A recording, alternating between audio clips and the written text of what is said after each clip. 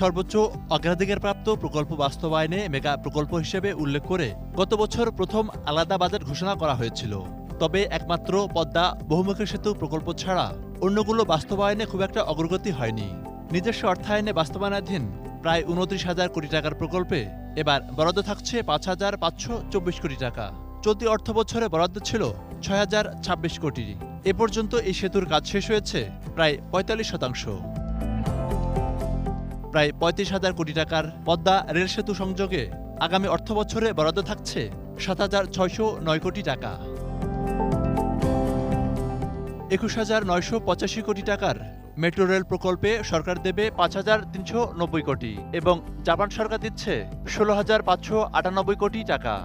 ২০২৪ সালের মধ্যে এর কাজ শেষ হওয়ার কথা রয়েছে।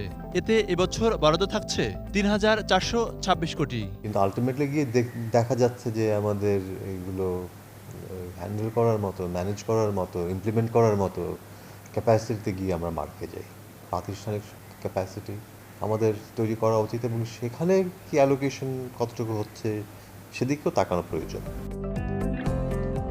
প্রায় ১,০১,২০০ কোটি টাকা ব্যয়ে পাবনার ঈশ্বরদীতে রূপপুর পারমাণবিক বিদ্যুৎ প্রকল্পে ১০,১৮৬ কোটি টাকা থাকছে। অবশ্য চলতি বছরে বরাদ্দ ছিল মাত্র ৬১৮ কোটি। প্রধানমন্ত্রী শেখ হাসিনা ২০১৩ সালে পটুয়াখালী জেলার কলাপাড়া উপজেলায় পায়রা বন্দর নির্মাণের ভিত্তিপ্রস্তর স্থাপন করেন।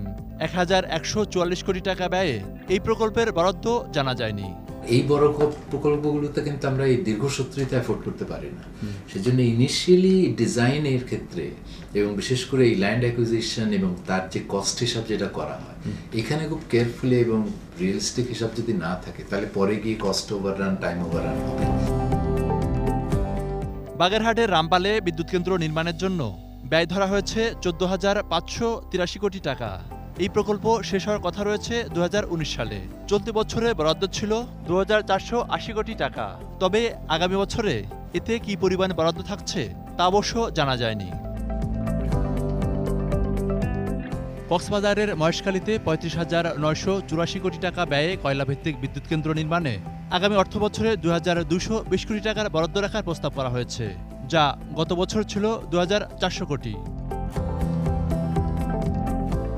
এছাড়া মহেশখালীর উপকূলে দৈনিক ৫০ কোটি ঘনফুট গ্যাস সরবরাহের ক্ষমতাসম্পন্ন একটি টার্মিনাল নির্মাণে আগামী বাজেটে ৪২৫ কোটি টাকার বরাদ্দ রাখার প্রস্তাব করা হয়েছে।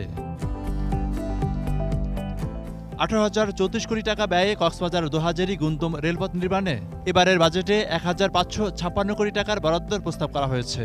গত বছর ছিল ৬,০৩১ কোটি টাকা। এই ১০টি মেগা প্রকল্প বাস্তবায়নে প্রায় ৩ লাখ কোটি টাকা প্রয়োজন, যার সংস্থান হবে দেশি বিদেশি উৎস থেকে। মনিরুল ইসলাম মিন্টু, 18 নিউজ, ঢাকা।